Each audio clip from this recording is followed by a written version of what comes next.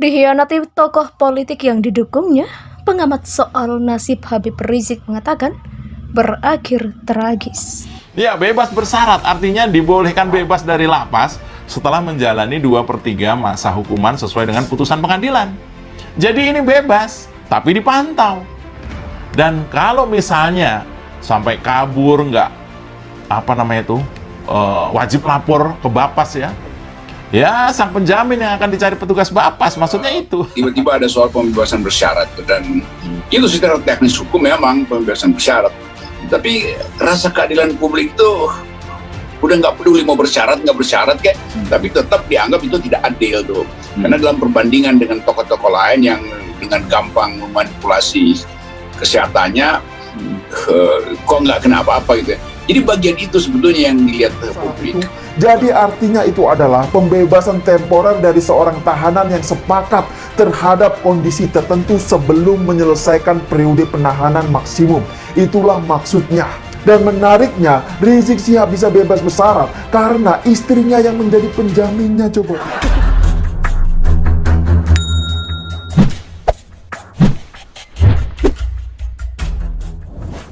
Habib Rizik Syihab dinilai sakit hati lantaran pihak yang didukungnya, yakni Prabowo Sandiaga, bergabung dengan koalisi Presiden Jokowi. Selain itu, setelah organisasi Front Pembela Islam atau FPI sudah dibubarkan, pengamat menilai Habib Rizik sudah tak memiliki pengaruh dalam politik Indonesia. Hal itu diutarakan oleh Direktur Eksekutif Parameter Politik Indonesia, Adi Prayitno.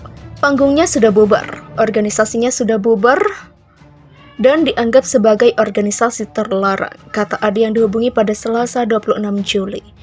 Menurut Adi, hal itu membuat Habib Rizik Syihab ditinggalkan oleh para elit politik yang pernah didukungnya saat pemilihan presiden atau Pilpres 2019 dan Pilkada DKI Jakarta 2017. Tidak mengherankan ketika bebas, tidak ada satupun elit politik yang datang.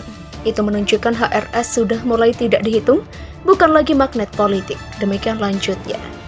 Adi menyebutkan sikap yang ditunjukkan oleh elit-elit tersebut membuat Rizik lebih berhati-hati untuk kembali terjun ke dunia politik.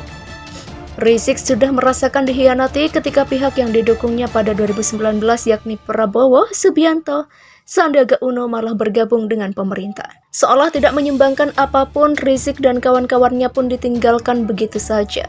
Ketika kesulitan, tidak ada satupun dari mereka yang menjenguk atau memberikan bantuan hukum. Tidak ada, berakhir tragis, demikian ujarnya. Sebelumnya terpidana perkara pelanggaran karantina kesehatan dan penyebaran kabar bohong, Rizik Syihab telah mengantongi pembebasan bersyarat. Bahwa yang bersangkutan mendapatkan pembebasan bersyarat pada 20 Juli 2022, kata juru bicara Direktorat Jenderal Permasyarakatan Kementerian Hukum dan HAM, Rika Aprianti pada Rabu 20 Juli. Rizik ditahan pada 12 Desember 2020, selanjutnya menjalani masa hukuman di rumah tahanan Barreskrim Polri. Kebebasan Habib Rizik menjadi perhatian publik, di antara yang dinantikan adalah perihal langkah politik Habib Rizik di 2024. Pengacara Habib Rizik Syihab Aziz Yanuar mengungkap sudah ada elit partai dan tokoh politik yang mendekati ex-imam besar Front Pembela Islam atau FPI itu. Hal itu dilakukan setelah HRS dinyatakan bebas bersyarat oleh Ditjen Pas Kemenkumham pada Rabu 20 Juli. Banyak yang mendekat kepada HRS. Tadi dibilangnya ada apa enggak banyak, kata Aziz Yanuar. Dinamika politik setelah HRS bebas pada Selasa 26 Juli. Meski demikian, Aziz tidak menyebut siapa tokoh dan elit politik yang mencoba mendekat ke HRS. Saat ditanya terkait latar belakang elit politik yang menemui HRS, alumnus Universitas Pancasila itu menyebutkan ada dari elit dan tokoh koalisi pemerintah yang mendekati kliennya itu. Dihubungi terpisah Direktur Indonesia Parameter Politik Indonesia, Direktur Eksekutif Parameter Politik Indonesia Adi Prayitno mengatakan Habib Rizik Syihab sudah tidak memiliki pengaruh dalam percaturan politik Indonesia. Pasca bebas dari tahanan, Habib Rizik Syihab diketahui telah kantongi sosok capres yang bakal didukung pada Pilpres 2024 mendatang. Namun, siapa sangka bahwa dukungan itu tidak mengarah pada seorang Anies Baswedan. Lantas, jika Habib Rizik geser Anies Baswedan dari daftar dukungan politiknya di Pilpres, siapa yang bakal didukung nantinya? Kita concern pertama penistaan agama.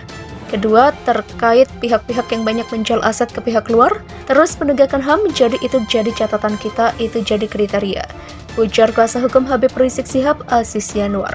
Rizik Syihab kata dia tak akan memberikan dukungan yang kuat terhadap pihak-pihak yang telah didukung, namun malah menyimpang. Aziz menuturkan terhadap Prabowo Subianto yang pernah didukung oleh kliennya pada Pilpres 2019 dipastikan akan dari nol lagi dalam Pilpres 2024. Namun, Aziz menegaskan pihaknya tetap menghormati keputusan Ketua Umum Partai Gerindra itu yang sudah masuk dalam Kabinet Indonesia Maju. Dalam Pilpres 2024, Aziz menyebut sikap politik Rizik tidak akan netral meski peluang itu ada.